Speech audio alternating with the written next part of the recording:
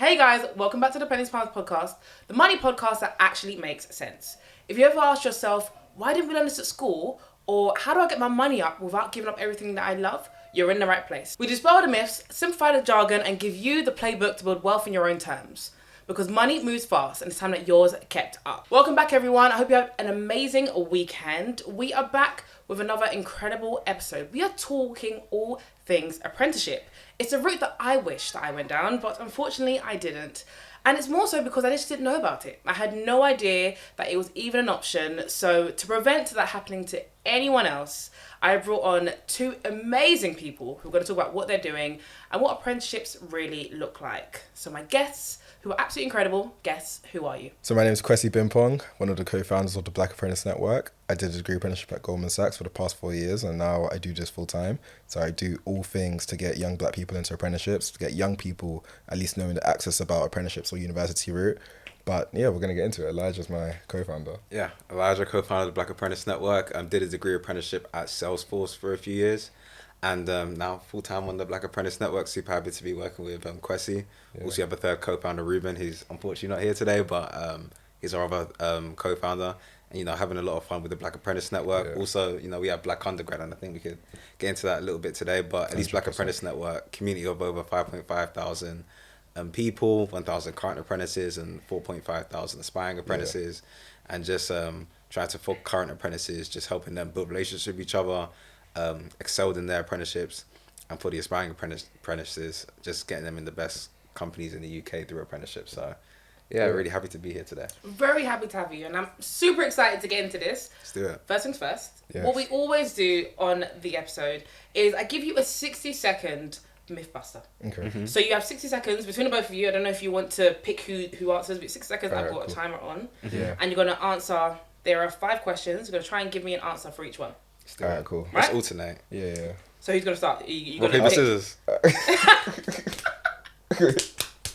Okay. That's it. You lose, you start. Okay, cool. Okay, right, I'm going to start the timer in 3, 2, 1. First question. Apprenticeships are for people who aren't academic. Not at all. I think the amazing thing about apprenticeships is that over the past couple of years, since more and more companies are getting into apprenticeships, and also now with the introduction of degree apprenticeships, a lot of people and a lot more like a diversity of different people are kind of getting into apprenticeships and seeing it as a route for them to kind of accelerate their career. Yeah. So there's people, and we know them, people that do an apprenticeship or do a degree apprenticeship for 1.5, 3, 4 years that are now getting paid more than some Russell Group grads from the top universities. Yeah. So it's just a genuine way to kind of accelerate your career. And there's companies out there, some of which we partner up with, where it's very clear there's an accelerated route if they do an apprenticeship. So I don't think it's for I don't think it's not for academics at all. I think people that still want to, and you could do with masters after 60 as well. seconds, as we have to get through all of them. You have to get through all of them. Okay. Yeah. Switch it. You have to be smart. We have to redo it. I'm going to give you that one because that was a great answer. That was a really good answer. Yeah. So now you have 4 more to answer in 60 seconds. That was a really good answer. 15 seconds. Okay, cool. So no, I'm still going to give you 1 minute. Sorry. Okay, 60 seconds. Sweet. So we'll start again, but you got 4 questions. All right, cool. Right. 3, 2, 1. You don't earn enough to live on. Lies. To live on as an apprentice. Lies. Oh, actually, depends. So, I'm from London, born and raised in London, so I lived at home. So I earned enough from a point of view of like my rent wasn't crazy. But if you are moving into London and you're earning the apprenticeship average wage, which is around 25k, that might not be enough in London. Exactly. I lived out for a year and it was 15 fine seconds. Next one. The next one. You have to go to uni to get a good job. No. If you want to go to uni, you could do degree apprenticeships. But there's also people that get into the right company, get into the right role, and do an apprenticeship where they get to accelerate their career. So you don't necessarily have to go to uni. Love that. Apprenticeships are only for trade or manual jobs. No, I was working in Goldman. He was in Salesforce. Most of our people are in Big Four apprentices. So 10 seconds. Black students don't get offered top apprenticeships. Not at all. We have a collection of 200 people within our aspiring apprentice group that get into the best companies in the UK. So it's fine. Bang on time. Let's go. Bang on Let's time. go. That was brilliant. Thank you guys. How did you find that? Hard. I want to expand a little bit. We have the whole episode. We have the whole episode to expand, but you did great. You did really good. Perfect. I know it's intense, those 6 seconds, but you did really, really good. Don't worry, now we've got time to go into the main bulk of the conversation. So my first question to you both, because I know you both went down the degree apprenticeship route. Yeah. So what made you both personally choose the apprenticeship route, and how did people around you react when you made that decision? Okay, I'll go first. The thing that made me pick the apprenticeship route was actually halfway through year 13. Before year 13, my goal was to go to LSE or Warwick. That was my goal. And I actually got into Warwick later. But the reason why I pursued an apprenticeship is because I didn't just want to be hired based on my potential. I wanted to be hired based on the actual skills that I have. It's a good interview answer, but that's generally why I decided to pursue an apprenticeship. And that's what I found. I found that, after my apprenticeship, the role that I was given within Salesforce, or even like the roles outside of Salesforce that were open to me, or some headhunters on LinkedIn kind of sending you an automated message saying, jump into this application process. It allowed me to, okay, now there's a floor in terms of how much I could earn if I wanted to go out into the job market and do this specific job. So the reason why I wanted to do an apprenticeship was because of the skills, and I wanted to kind of be in that company environment. Yeah. There was a couple other things that, after I actually went in that weren't related to why I got into it, which I think are other massive benefits. So the ability to kind of explore different departments, the ability to actually earn money on an apprenticeship. That wasn't as much of a focus of mine, but it is nice to be able to earn money in an apprenticeship and start your financial journey there. But the main reason was because I actually wanted to learn skills, which is a valid reason, and I actually did, accomplish that. Yeah, I think for me, so we knew each other from like 16 years old, and we went on this program called the Amos Bursary, and that was my first exposure to people that were young and black, but in the corporate careers that I wanted. So there was one of my good AB older brothers, his name was Victor, and he's working at JP Morgan at the time, and he was in JP Morgan Dubai. He was like maybe 24 years old, and I was like, I want that lifestyle.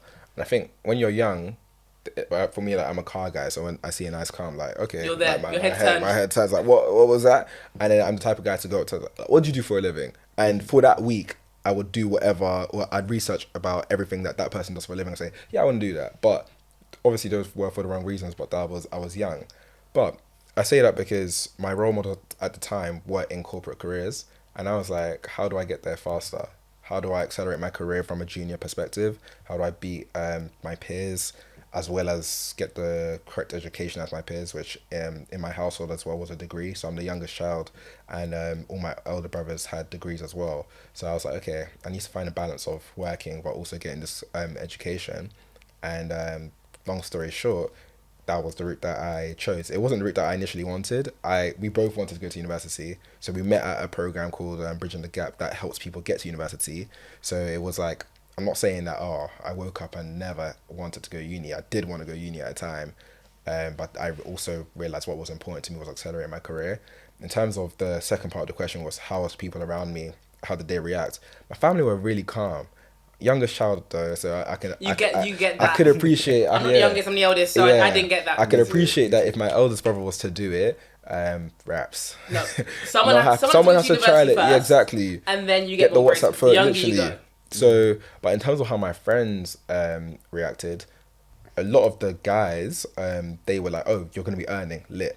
A lot of the girls, they were like, "Oh, like apprenticeships are lesser than. Why aren't you going to university?" Then my teachers, again, they were very surprised about like, "Are you sure that's the route that you want to take?" Obviously, you have some teachers that are like, "Banging, do that," because the teachers that have been in corporate and then left corporate to do this, they get it. The teachers that have just only been teachers, they don't get it at all. They're like, uni is the route. It's changing now though. Yeah, it's changing. It's changing now. But I would say, especially in like our community, the African Caribbean community, obviously there's aunties that have like stopped their children from doing it, and we're like working to change that. But I would say, people, mixed emotions in terms of how people felt. I can imagine. I mean, myself, obviously I was 27, so about 9 years ago, that would have been me making that decision as well, 9-10 years ago. And the sixth form that I went to, great sixth form, I went to Brampton Manor. Okay. Project Brampton. I went to Brampton Manor Academy, that was my sixth form. So that was even before they were in the news or in the press? No, they were already in the press. Oh, that's part of the reason why I wanted to go there, and I wanted to make it. Okay, Brampton's always been that guy. Yeah, so I was their third or fourth cohort, sixth form cohort, but they were already making the news. So it was the same head teacher? Yeah, Dr. Olukoshi. Okay, cool, yeah. So that means he was on it. Dr. Olukoshi, sorry, this is a little side tangent, but Dr. Olukoshi, so I didn't go to main school, but I went to sixth form. Yeah. And at the time we had like 100 and 70, 60 of us in sixth Yeah. form across year 12 and year 13. And I remember walking through main school, and I saw Dr. Okoshi, and obviously you stand up straight, Dr. Okoshi. But I never interacted with him before, Yeah. right? Okay. And I walked past him, I said, hello, sir. And he said, I said, hello, sir, hello. And he stopped, he said, Kia. Breman, how does the man know my name? How does he know my name? He's a And I was like, reference. sir? He said my full name. I said, how does he know? We've never interacted in our lives. He didn't teach me anything, nothing. Yeah. Wow. And he said to me, how's French going? I said, Wow. how does he know what I study? Then we found out that he had every single student in the school on his wall, full names and what we were studying.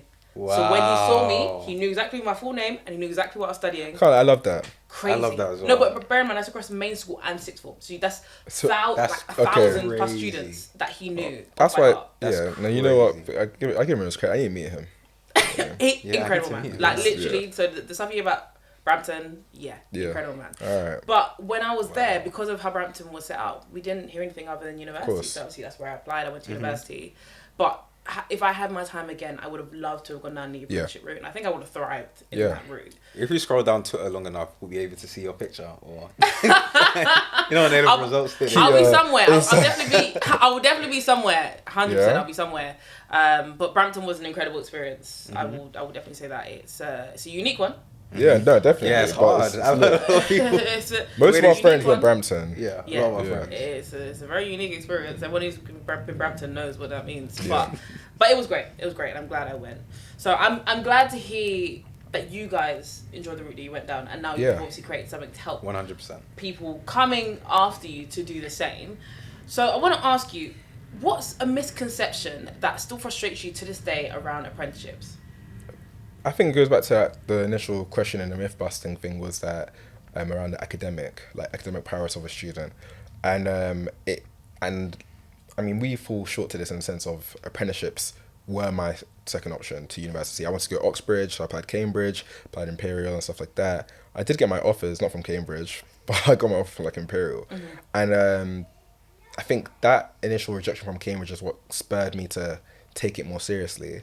Whereas now, after doing the program, I think that it should have been viewed at, for me personally, or for the junior and people coming up, on the same level or on similar levels, especially for certain fields. So the misconception around it's a second option or it's for people that are less academically gifted definitely still bugs me to this day, because like the way I view it is companies like Goldman, companies like JP, like Salesforce, like Google aren't going to be hiring talent that isn't good enough anyway, and the talent that they typically hire has been from university, almost as an indicator of you are smart.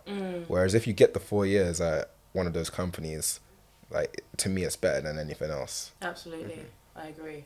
I think in terms of misconceptions, I would say something that isn't highlighted enough is how much you can kind of accelerate your career within apprenticeship. So Yeah. just being able to be within the right company, being able to have a view of the different departments, being able to kind of build a relationship with the different people within the company and build a reputation. I think there was a story in the news of someone that started an apprenticeship at Deloitte at 18 Yeah. and eventually became a partner at 30, which Yeah. is very, very young. 12 years. Very young. £1 million very young. salary. Check on Financial Times for the salary of Deloitte partners. Yeah. But you're able, especially a company like Deloitte, and there's other companies like this where they really focus on their apprentices and allow their apprentices to really ascend the organization if they do Yeah. work and show that they're valuable. I think it's not highlighted enough how much your career could be kind of accelerated. It is work, but your career could be massively accelerated if you just pick the right apprenticeship and the right company. Yeah, and I think a lot of it is down to, like I said, like exposure and understanding. Yeah, that. 100%. Yeah. Because I wasn't told that when I was in school, and Yeah. my peers weren't really told that. And when it was positioned, it was unfortunately positioned as, oh, if you didn't do well, you don't think you're going to do well in your A levels, Yeah, then do you that probably go down Yeah. apprenticeships. And apprenticeships were more positioned, like what I asked you in myth busting, as manual labour or trade routes. Yeah. Yeah. You can be a plumber or you can be something like that, and you're thinking, I don't want to do that. Yeah. I didn't come and study for how many years. Yeah, to go and do that. Not knocking it, but that's the mentality Yeah. you might have when you're there, not knowing that actually you can get into computer science or into finance or into something else Yep. that you might already be interested in, but also be earning money. I mean, I'm a massive fan of money, if you don't understand. Yeah. Hello. Me too, yeah. I would have loved to have done that at 18. I'm not, my path was my path and I'm grateful for where I am today. But I think it's amazing to highlight this even more for young people who have no idea, or maybe their schools and institutions aren't pushing this, and they should do. Yeah, I think it's I really think important. the most interesting thing is that university was set up as a great indicator for you to get a job. Like when you look at the job market now, regardless if you have a university degree, especially like, I have friends that went Oxbridge that's like done the whole Project Brampton to Warwick to Oxbridge route that aren't getting the jobs that they want or aren't even getting like past any interview stage. So that's why the whole thing or the whole notion around because you've gone to university you're going to get the dream job that you want, it doesn't exist anymore. It existed, definitely existed before. Like, for example, people used to go to like business school, get an MBA. That means that you're guaranteed to be C-suite in 10 years. All that stuff doesn't exist anymore. So the stuff around what is actually real, around earning the money. Like, we earned really good money when we were done. We can be like, as I said, fully salary transparent. We have some of our solicitor apprentice friends that they start 18, 30 grand, 6 years from then they're going to be on 120 on average. And it's like, that's not something that's like, it's not guaranteed. The program you end on is you get your training like solicitor package in there. The path is definitely so like the path is cleared out for you. Whereas at university, which I still love, they want you to do it. You go to uni with the attempt to get that thing. But if you can attempt to get it now and you get it now, in my opinion, take it. 100%. I couldn't agree more, and I think it's incredible.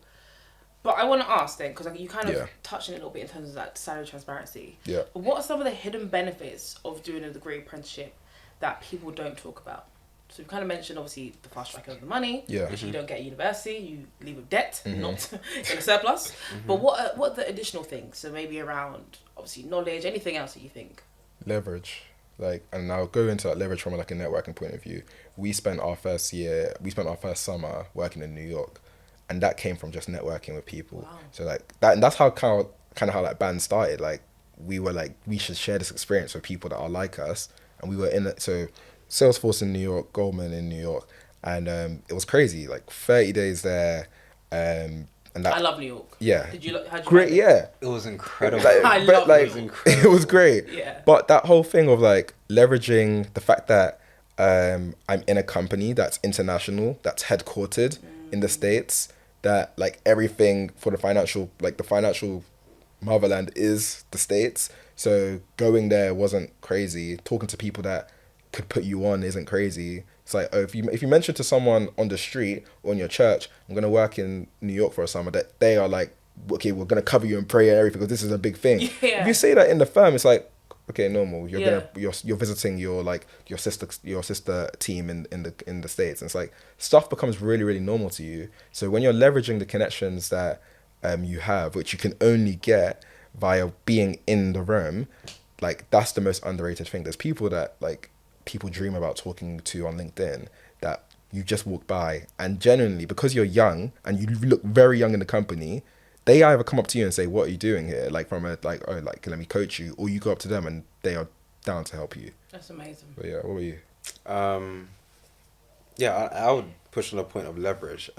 Being able to network within Salesforce got me an opportunity where after my apprenticeship, I was able to go to Dublin for a role. Wow. And I would have probably, because of how competitive that role was, if I went to university, it would have been very difficult for me to eventually get that role. So being within the company that I was in, being able to talk to different people and being able to leverage certain relationships and actually build a relationship with the hiring manager for the role that I was going to get into, it allowed me to just tap into incredible opportunities that wouldn't have been there if I didn't do an apprenticeship. I think hearing both of your experiences, it's incredible because networking is something that I believe should be taught in schools. And understanding how to talk to people over and above to make friends, but to actually be able to maneuver the corporate workspace. Yeah. Because like you both, maybe not in the same vein because I didn't do a degree apprenticeship, but throughout my career doing this, I have been in some rooms, I have been with people, worked with brands that I wouldn't have gotten had I not leveraged relationships or had I not been there or done certain things because I'm in that space. Yeah. And I think a lot more people, especially young people, need to understand that if you're in the rooms and you're able to have those conversations, then you can actually create opportunities that don't exist. Yeah. Like one of the first, so when I started Pennies to Pounds, I'm full-time now and I have been for about 4 years, but in the beginning I was still working. And one of the jobs that I got was someone came into the podcast, loved how I was as a host, everything. Yeah. And then wanted me in their company. Now, we don't have a role for you. We're not actually hiring, but I'm going to make something Something around happen, you. yeah. Just because we're having conversations. I came in and kind of made a role around me and what I want to do and what I think, how I think I could help and what they wanted from me. And that was all just from leveraging a connection. Yeah. Just because we're there. I think people underestimate that. But to hear you two are traveling. Yeah. Yeah. Just from leveraging is what we need to hear more of. I think that like another thing that happened is and it's like we're gonna be just talking about holidaying a bunch. We went to Lisbon for Web Summit in our first year as well, so that we were maybe 2 months into our apprenticeships, and so they give you like the cards, right, in terms of like your name, and I put the company name under. You get stopped because of the company name, right? And typically, young guy, especially young black guy in like the biggest tech conference in Europe, no one's really going to come and talk to me unless I'm like a crazy tech founder or something. But they're talking to you because of the association that you have. And like it's one great thing that universities do have, or certain universities have. So for example, like I know like people that go to Oxbridge, when they say to someone, I've gone to Oxbridge, they can say, oh, like, what college are you in? And there's that connection there. But if you don't go to like one of those colleges, you're not with one of those universities, you're not gonna be able to do that. But when I go to a finance event and I say, oh yeah, I'm from Goldman, or I worked in Goldman, and they were like, how old are you? They're 18. There's a certain level of, I want to find out more, because either I want to be there, or I've been there, or I've dreamed about like just knowing someone there.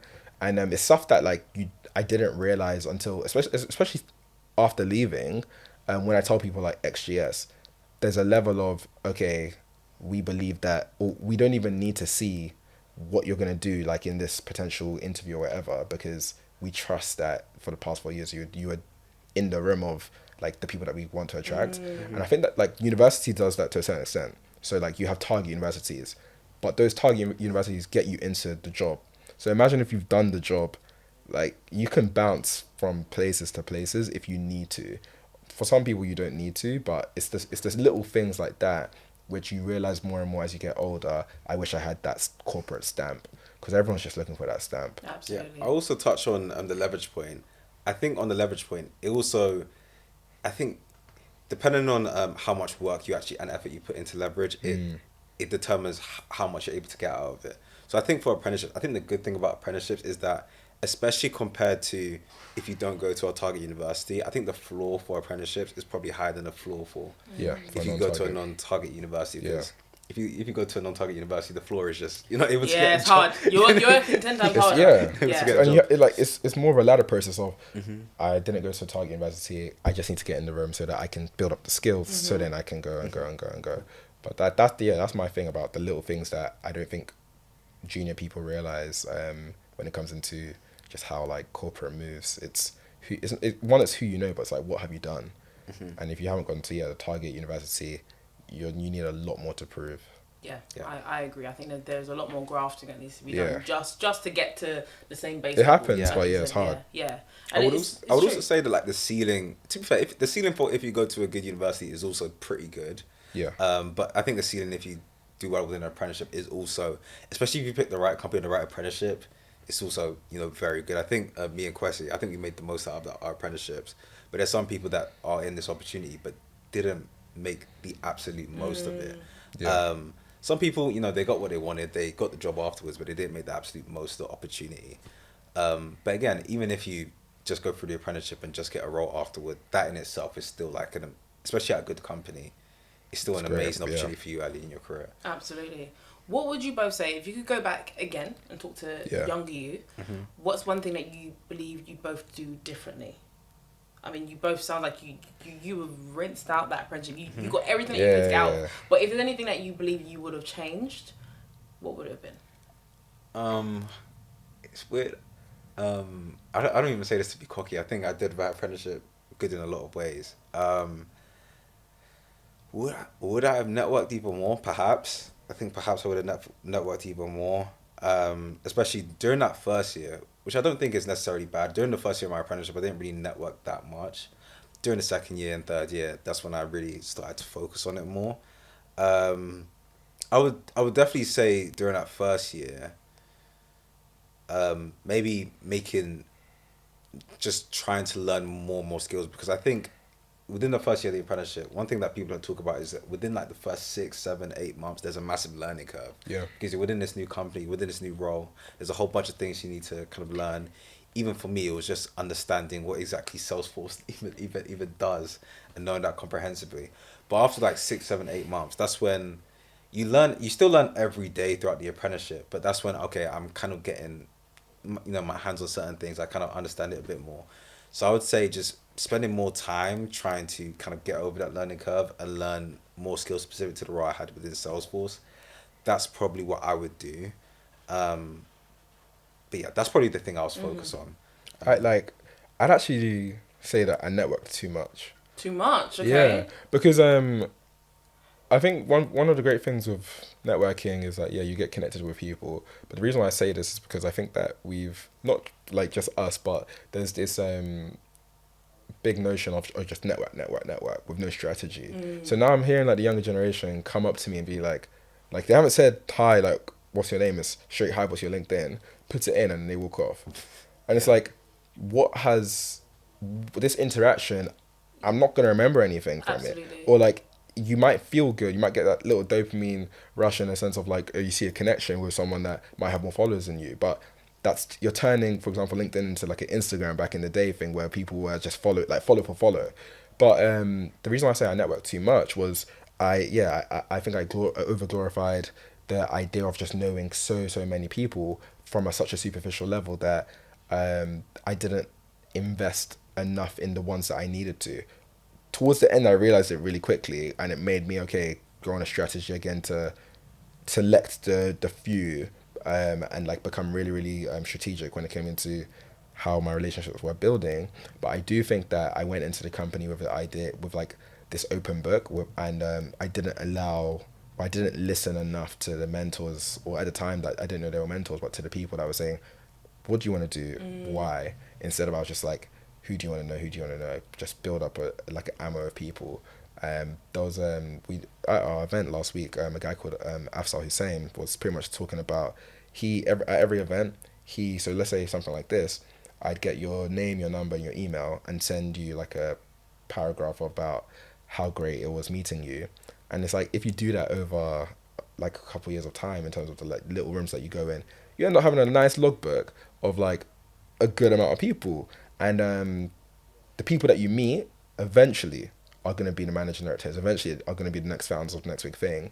But stuff compounds, and I think meeting people compounds, relationships always compound. So doing an apprenticeship and starting it from young, great. But like, I now have a lot of people where it's a case of they've seen me from 18, now I'm 22, where they can be like, yeah, I remember like our first conversation. And every year you send me a birthday message, every year you send me Happy Easter, Merry Christmas. It's like, you're always going to be in my mind at least once a quarter. And I think that's something I didn't realize when I first started. Yeah, absolutely. But I think both of you have made such valid points around networking. Obviously, you would have done more in your first year, and you would have kind of made more meaningful connections earlier. Yeah.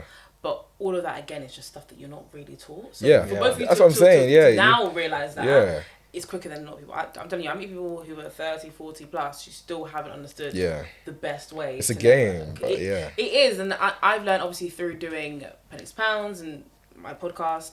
I have met so many incredible people who, some have become friends, some are just, obviously people that I've got connections with that I now have got such a massive logbook. Yeah. And only recently my friend was asking me, I was trying to work on something, and she's like, oh yeah, but you must know someone here. I was like, yeah, I know 3 people there. What about someone else? Like, yeah, I know 2 people there. Yeah. Because I've just obviously built connections over the years, and even just maintaining it every so often and just saying, hey, like, the last time we worked together was like 3 years ago. Let's just catch up for coffee. Yeah. Not even like, can we work? Let's just go for coffee. How's things going for you? Just keeping that momentum going. It's helpful. Oh, absolutely. It really does pay dividends in the long run. Yeah, 100%. Yeah, and it's something that I encourage everyone to do, whether you're doing a degree apprenticeship or just trying to build anything. Yeah. I think you need to have that connection to help you grow. I feel like university forces you to do that.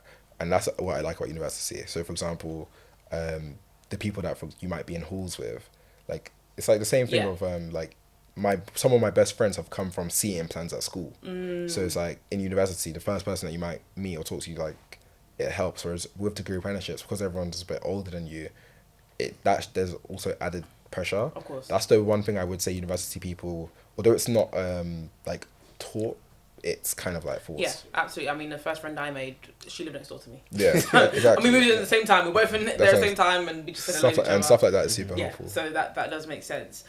What we're going to do is we're going to move on to the last section, which is called Rich or Ridiculous. So I've got 6 questions here.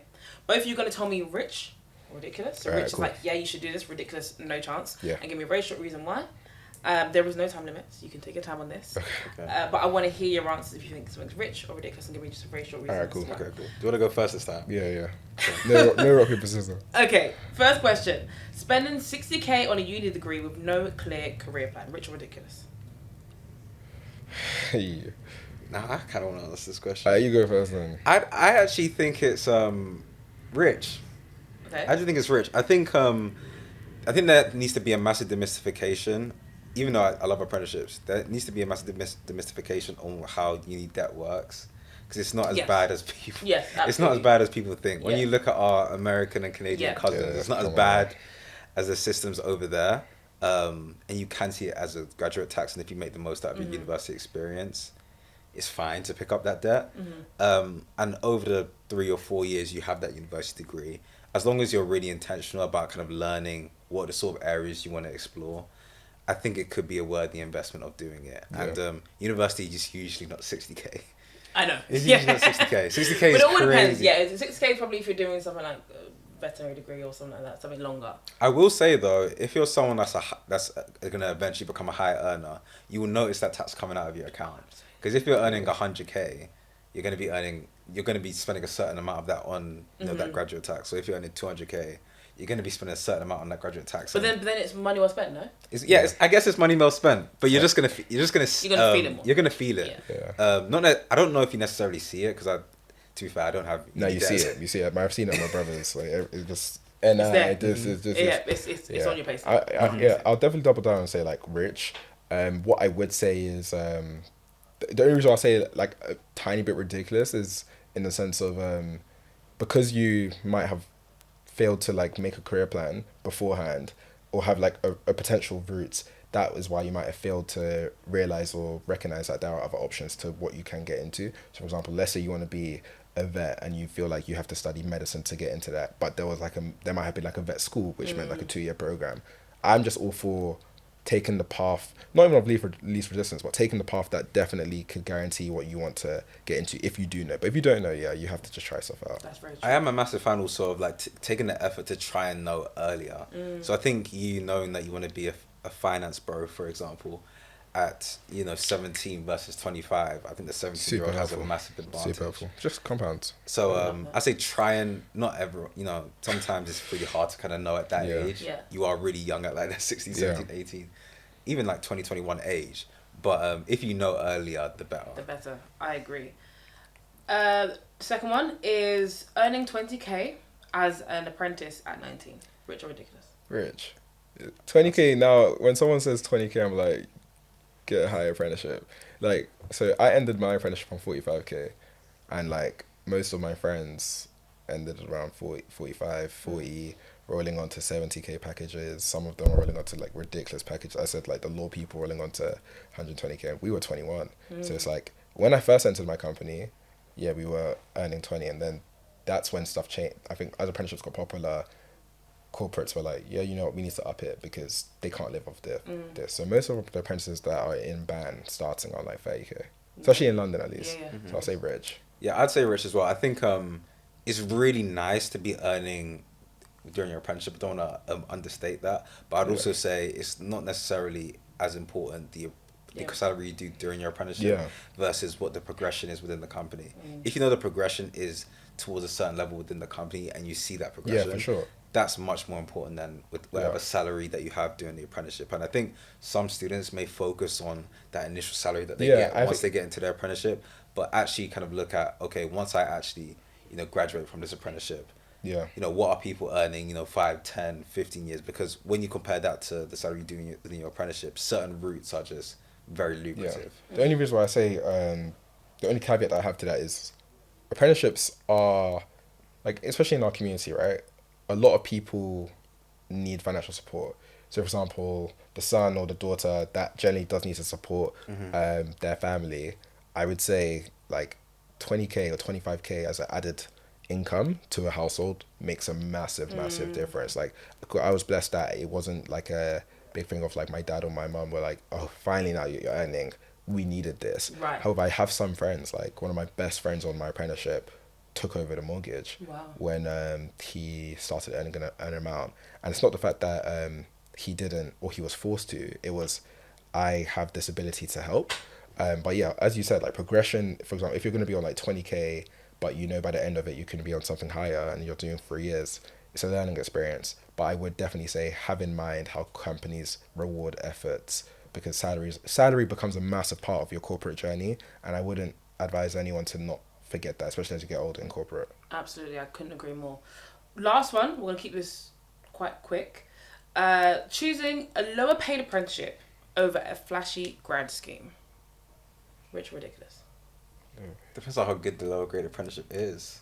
I mean, and how good the flashy grad scheme is. Lower pay, so just getting an apprenticeship, yeah, versus a flashy grad scheme. I think again it depends on the progression in both. I think if you're on a low paid apprenticeship but the progression is really there, 5, 10, 15 years down the line, I'd say the lower paid apprenticeship, the flashy grad scheme, again, if that progression is there, maybe I'd opt for it. But for me, it's all about progression. Mm-hmm. Progression. Just to answer the question quickly, I'll say flashy grad scheme. Obviously, like, yes, we push apprenticeships forward, but we also push undergraduates forward now that we do like Black undergrad. The reason why I say flashy grad scheme is probably the potential, the chance that you need to get that must have been like really, really small. So I'm all for doing the route that like, one was difficult, but is two gonna like catapult you high, and I think a lot of grad schemes do that. Yeah, I'd also expand on that. There's certain, same way we talk about apprenticeships give you a certain stamp on your resume. I think there's certain industries where certain grad schemes give you a certain stamp on your resume. That training contract. Yes, the training contract. I know marketing, that Unilever Future Leaders program is big in that. There's a lot of CMOs that come out of that. Program, MBB, a lot of investment banking analyst programs. There's some graduate schemes where it just gives you a massive stamp and a massive kind of leg up in that early career. So I definitely say a flashy grad scheme, especially the right grad scheme, could be a massive launchpad for your career. Amazing. Thank you guys so much. This has been amazing. And you've almost made me reminisce about younger me. If only. But I can live for you guys. Yeah. For everyone listening and watching, where can they find out more about you both and what you both are working on full time? Yeah. So. I'll go first. So Lajalani Pekon on LinkedIn. Check out the Black Apprentice Network on LinkedIn. If you want to be a part of the Black Apprentice Network, I think it's Black Apprentice Network. It's .co.uk, right? Not .com. .co.uk. Also check us out. We've started our content journey. I think it's the audio is Ruben, Elijah and Kwesi. Yeah. Check out the channel over there. We have some good tips for you guys there. But yeah, definitely check out the Black Apprentice Network. Definitely also check out Black Undergrads on LinkedIn. Also Black Apprentice Network should be available on LinkedIn, Instagram and TikTok as well. Got some great content there. But yeah, check out those channels. Yeah. For me, Kwesi Bimpong on LinkedIn, Instagram and everything. Black Apprentice Network, as he said, Black Undergrad, as he said, and then our newest venture is busting the myths around like young people don't have fun in corporate. So we've launched something called Subject Outside, and it's pretty much our events brand. And so we've taken 40 people to Spain in May, taken 80 people to Tenerife in October, and every month we do crazy events. I think this week we're doing a football event which has 400 people coming. Wow. So Subject Outside. Subject Outside. You guys are so busy. Yeah, so busy. It's better now than ever. It's true, and to have graced us on this podcast is absolutely incredible. So thank you both so much. Wish you nothing but the best with everything that you're building. Thank you. Really appreciate it. Yeah, and to everyone listening and watching, we're back again next week with another episode. Bye, guys.